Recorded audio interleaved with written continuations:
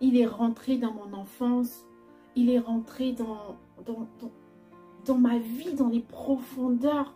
Mais tellement j'ai pleuré. Hello tout le monde, hello la famille, hello à toi qui me regarde. J'espère que tu vas bien. Et si ça ne va pas, ne t'inquiète pas, ça va aller. Ne regarde pas à la hauteur de tes problèmes, mais regarde à la grandeur de ton Dieu qui t'aime tant. Oui, il t'aime et il connaît tes soucis, d'accord? Il ne t'a pas abandonné, donc reste confiante, continue de compter sur lui, continue de prier, continue de rendre grâce à Dieu, continue de chanter des louanges, de l'adorer, rends grâce à Dieu en toute situation. Bienvenue à nouveau sur ma chaîne, moi c'est Désirée, je suis très heureuse de te retrouver aujourd'hui dans une nouvelle vidéo où, comme tu as pu voir dans le titre, je vais te parler de cet homme que j'ai rencontré et qui m'a raconté, mais alors, toute ma vie. C'était vraiment la première fois que ça m'arrive. Donc, c'est vraiment une histoire de ouf. Donc, reste jusqu'à la fin. Je m'en souviens parfaitement parce que l'histoire est encore... Donc, voilà. J'ai rencontré un homme qui m'a révélé toute ma vie. Comme cette histoire de la femme samaritaine qui a rencontré cet homme qui lui a raconté toute sa vie, mais dans les profondeurs, alors qu'elle n'allait que juste chercher de l'eau au puits et qu'elle rencontre cet homme qui lui demande à boire et une discussion s'enchaîne et voilà. Et tout d'un coup, il commence à lui raconter sa vie, mais dans les profondeurs. Mais elle avait eu 5 maris et que celui avec qui elle était en ce moment n'était pas son mari. Elle était tellement éblouie, elle était tellement... Waouh, mais comment, mais qui est-ce qu'il peut être? Oui, on parle bien de Jésus-Christ. Donc, elle a eu cette grâce de rencontrer Jésus. Ce chapitre de Jean 4 est un chapitre qui me parle particulièrement. C'est-à-dire, depuis que j'ai rencontré Jésus, depuis que Jésus est rentré dans ma vie, je vis des choses juste extraordinaires. Et chaque jour, j'ai des révélations sur ma personne. Chaque jour, j'ai des révélations sur qui je suis véritablement. Au point où parfois, je me dis, mais si j'avais pas connu Jésus, j'aurais pu mourir sans savoir exactement qui je suis. Et franchement, de tout ce que Dieu m'a révélé, dans presque tout de ma vie en fait, c'est particulièrement le fait que je me sous-estime beaucoup.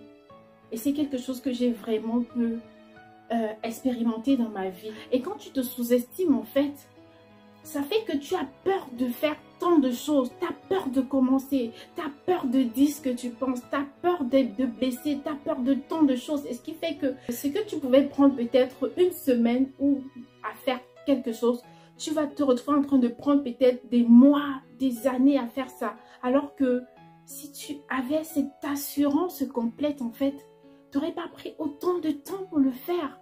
Enfin, ce qui me vient en esprit maintenant, c'est lorsque j'avais acheté une balance.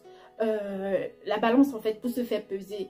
Mais dans les manipulations que j'ai eu à faire, enfin, j'ai pas pu arriver à faire fonctionner ça. Quand j'ai eu l'occasion d'être avec quelqu'un qui pouvait m'aider à le faire, j'ai demandé à la personne qui a aussi, je dirais même heureusement, parce que Dieu a voulu passer par là pour me montrer qu'en fait, je me sous-estime beaucoup. Donc, cette personne n'a pas pu faire la chose. Et tout de suite, quand elle n'a pas pu faire la chose, j'ai récupéré la balance en fait.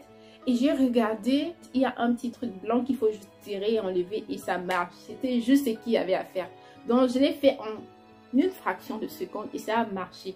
Et la même personne m'a dit, tu te sous-estimes beaucoup. Et ce jour, j'ai pas réfléchi à ce que la personne m'a dit tout de suite, mais après, ça m'a parlé, je me suis dit, mais c'est vrai en fait, c'est vrai, c'est pas que j'ai cru parce que la personne pensait ça de moi, mais c'est quelque chose que j'ai expérimenté et que je me suis reconnue dans beaucoup de scènes que je fais, même dans ma vie au quotidien et tout. Et il en est comme ça pour plein de choses que j'ai eu à acheter et que je me disais, ça c'est un truc vraiment, non, je pourrais pas le monter, que ce soit un meuble. Et finalement, quand je l'ai fait, quand j'ose faire ce que je me dis être peut-être pas capable, je me rends compte que je le fais plutôt bien, mais plutôt bien. Donc ça fait partie des choses que vraiment Dieu a ressorti en moi. Beaucoup de choses, tellement de choses que il m'a révélé dans ma vie et même dans mon caractère, des choses auxquelles je ne faisais même pas attention, des choses auxquelles je n'avais même pas mis le doigt dessus, je ne réfléchissais même pas par rapport à ça. Il y a une histoire que j'ai vécue aussi récemment, ça parlait de ma façon de traiter des gens, la façon de gérer les choses et tout. Parfois, on a des comportements qui révèlent un peu un égoïsme. On ne se rend pas compte parce qu'on se dit non, c'est ma vie en fait, je gère, j'ai pas à rendre compte à quelqu'un. C'est vrai que dans un sens, on va pas vivre sa vie dépendante des autres, mais ça veut pas non plus dire qu'on doit pas faire comme si on vivait seul au monde, non. C'est pourquoi, depuis ce jour que j'ai fait cette expérience, je demande à Dieu vraiment de m'aider à faire la part des choses. Parce que c'est important. Quand on est un enfant de Dieu, on doit être un exemple. On ne doit pas seulement être trop spirituel, mais on doit tenir compte du fait qu'on vit en société. On vit avec des gens qui regardent notre façon de faire, notre façon de vivre. Des gens même parfois nous font des reproches sur notre comportement. Ce sont des petits trucs parfois qu'on néglige. Ça ne veut pas dire que on n'a pas le droit de faire des choses peut-être qu'on semble plus nécessaires dans notre vie, mais de savoir que on est aussi un exemple. C'est ta façon de vivre qui va attirer les gens à Dieu en tant qu'enfant de Dieu. Donc on doit tenir compte de tout ça. Donc ne pas se dire non, c'est ma vie et tout. Non, non, non, non. Il faut savoir faire la part des choses et c'est Dieu qui nous aide à faire tout cela. L'autre truc aussi que Dieu m'a révélé dans ma vie, ce sont les souffrances que j'avais au fond de moi. Mais franchement, j'avais jamais pensé, j'avais jamais imaginé. Oh mon Dieu, parfois je me dis, et si si j'avais quitté ce monde sans savoir qui j'étais? Parce qu'il y avait des comportements que j'avais dans ma vie. Et depuis que je suis à Christ, en fait, les questions que je ne me posais pas, je me les pose aujourd'hui de façon... c'est-à-dire, je veux tellement plaire à Dieu que... des choses dans lesquelles je me sentais à l'aise. Vous savez, on grandit dans des milieux où il y a des doctrines qu'on a eues. On se dit non, tel comportement, non, on a grandi comme ça, on adopte ça, on trouve ça normal. Mais non, quand on connaît la vérité, on doit plus vivre à l'ancienne manière, non. Donc, ce qui fait que depuis que je suis en Christ, je me pose des questions sur beaucoup de choses qui étaient pour moi comme des doctrines. Je dis, Seigneur, pourquoi je suis comme ça? Pourquoi? Et parfois, Dieu ne répond pas tout de suite. Et un jour comme ça, paf, il te met sur le chemin. Il m'a ouvert les yeux sur vraiment un point de ma vie où c'est vraiment extraordinaire ce que Dieu fait dans nos vies. Franchement, il est rentré dans mon enfance. Il est rentré dans ma vie, dans les profondeurs. Mais tellement j'ai pleuré. Je me suis rendu compte que j'étais un enfant incompris. Il y a beaucoup de souvenirs qui sont revenus. Je me suis souvenu comment j'étais un enfant qui pleurait beaucoup en silence. Je suis quelqu'un qui est assez conservatrice et c'est une remarque qu'on m'a souvent fait. Et j'ai jamais compris pourquoi je suis comme ça. J'ai jamais vraiment compris. Les gens souffrent beaucoup à moi, mais vraiment beaucoup. Mais moi, approcher les autres, m'ouvrir, c'est quelque chose qui est assez difficile. Bon, c'est vrai que maintenant, c'est plus vraiment le cas. Vraiment, depuis que je suis en Christ, il y a beaucoup de choses qui s'ouvrent en fait. Donc, chaque fois qu'il met le point sur un truc, il m'aide, il me montre le chemin et j'essaye de m'ouvrir petit à petit. C'est vraiment un processus qui te permet de prendre conscience des choses en fait. Parce que parfois on peut souffrir des choses sans savoir l'origine. Mais si tu souffres d'une maladie et que tu ne sais pas exactement quelle est l'origine, ce sera difficile de traiter cela. Mais quand tu as connaissance de la source, en fait, on peut savoir par où commencer. Donc comme je disais, j'étais vraiment une personne vraiment très conservatrice, qui a aussi quelqu'un qui a peur de blesser en fait et qui réfléchit aussi beaucoup à ce que les gens vont penser, de ce que je vais dire, de ce que je vais faire, ce que les autres pensent de moi me préoccupait beaucoup en fait, beaucoup. Parce que c'était genre, j'ai toujours à plaire aux gens, aux autres, sans me rendre compte. Parce que c'est le comble dans tout ça, c'est que j'ai l'impression d'avoir vécu comme ça longtemps sans me rendre compte. C'est pourquoi je dis franchement, ce que Dieu fait dans ma vie, c'est juste extraordinaire. Parce que je vivais dans le déni, je ne me connaissais pas. Il a mis les points sur tellement de choses. Et franchement, cette vidéo, c'est pour parler à beaucoup de personnes qui passeraient peut-être par ce chemin. d'aller vraiment au pied de Dieu, d'avoir une intimité avec Dieu. J'ai eu la grâce, franchement, je dirais que c'est la grâce et que depuis que je suis rentrée dans ma vie, franchement, j'ai abandonné plein de choses. Ça a été tellement... Du coup, franchement, je me suis abandonnée à Dieu. Donc, s'il y a quelque chose de Dieu qui me préoccupe, c'est vraiment de plaire à Dieu. S'il y a quelque chose auquel j'ai encore peur dans cette vie, c'est de ne pas être là où Dieu veut que je sois. S'il y a quelque chose qui me préoccupe. Et aujourd'hui aussi, mes motivations ont changé. Si avant, je voulais travailler peut-être parce que, bon, je voudrais que mes parents soient fiers de moi. Je voudrais qu'on dise aussi que, donc, ok, je suis quand même active dans la société. Ou bien peut-être que, bon, j'ai pas fréquenté pour rien et tout. Aujourd'hui, ça a changé. Mes motivations ont vraiment changé. C'est que si je vais au travail parce que je veux être utile quelque part. Je veux vraiment... Et je veux pouvoir également entrer dans une entreprise où s'il n'y a pas des gens qui croient en Dieu, que Dieu ouvre les portes où je puisse vraiment gagner des âmes et que je sois utile. Si l'entreprise avait peut-être l'habitude de travailler en faisant des faussetés, des trucs, que je vienne réussir avec l'Esprit Saint en fait. Et là où les gens utilisent la fausseté et tout et tout. Donc, mes motivations ont vraiment changé. Si je veux peut-être... posséder quelque chose, c'est juste pour que on voit la gloire de Dieu dans ma vie, non pas pour dire que non, j'ai aussi ça et tout. C'est extraordinaire, vraiment. Et chaque fois que je pense à ça, je suis tellement heureuse d'être en Christ aujourd'hui. Donc, c'est quelque chose que je voulais partager, c'est quelque chose que Dieu m'a mis à cœur. Et je suis juste trop contente. C'est comme ça, beaucoup de choses que Dieu fait dans ma vie au quotidien. Et franchement, témoigner, ça fait du bien. Et c'est aussi rendre gloire à Dieu. Donc, je veux te dire à toi qui me regarde en ce moment, si tu n'as pas encore donné ta vie à Jésus, franchement, tu es en train de passer à côté de ta vie. Parce que la vie que tu mènes sans Jésus n'est pas ta vie. Donc, franchement, donne ta vie à Jésus. Ouvre-lui ton cœur, ne le laisse pas frapper assez longtemps parce qu'il y a beaucoup de choses auxquelles on court après dans cette vie, mais faire des choses par nos propres efforts, franchement, c'est un perte-temps. J'étais aussi quelqu'un qui aimait beaucoup contrôler ma vie, qui aimait faire des choses de par moi avec beaucoup d'efforts et tout. Et franchement, même cette vidéo que je tourne, j'étais à me préparer. Mais Saint-Esprit, qu'est-ce que tu veux que je dise? J'étais à prendre des notes et tout. À un moment, j'ai dit, Saint-Esprit, franchement, je vais expérimenter cet aspect-là qui dit, lâche prise, laisse-moi te guider. Et c'est ce qu'il m'a dit à l'instant. Et j'ai dit oui. Je veux expérimenter ça. Et franchement, quand je suis en train de parler en ce moment, j'ai rien écrit, rien du tout. Donc, c'est juste le Saint-Esprit qui est en train de m'inspirer. Il y a beaucoup de gens qui vont toujours te pousser à dire, mais fais ceci, mais fais cela. Mais toujours pour te montrer que peut-être tu es en retard dans ta vie et tout et tout. Mais non, ne cherche pas à plaire aux hommes. Ne cherche pas à faire des choses pour ta propre gloire. Parce qu'aujourd'hui, tout ce que je fais vraiment, c'est, je me dis, Seigneur, est-ce que tu es content de moi? Est-ce que je suis là où tu veux que je sois?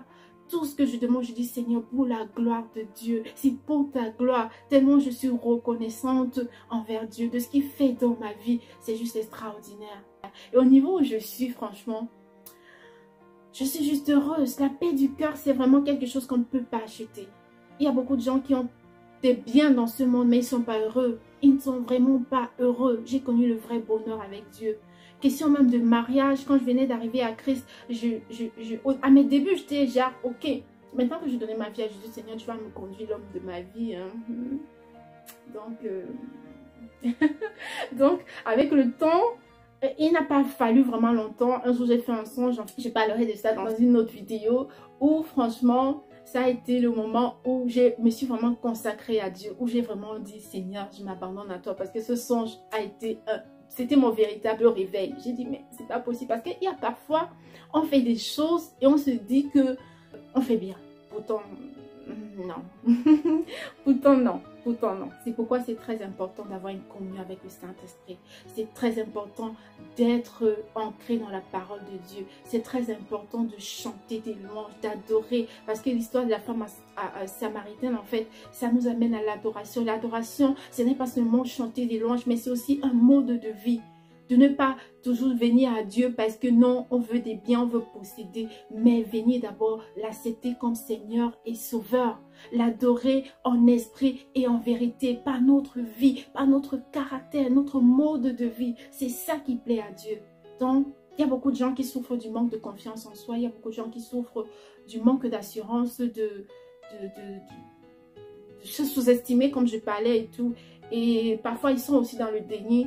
Mais franchement, aujourd'hui, que cette vidéo soit une délivrance pour toi. Je le souhaite de tout mon cœur. Et je prie que Dieu vraiment agisse dans ta vie de façon miraculeuse. Et que tous les voiles qui étaient sur tes yeux, sur ton cœur, franchement, tombent. Que tous les voiles qui t'empêchent vraiment de marcher, d'être entier avec Jésus, soient déchirés au nom de Jésus. Tout sera fait selon ta foi. La foi joue un rôle très grand dans la marche avec Jésus. Ouvre ton cœur à Jésus. Dis-lui que tu veux qu'il entre dans ta vie, que tu l'ouvres ton cœur.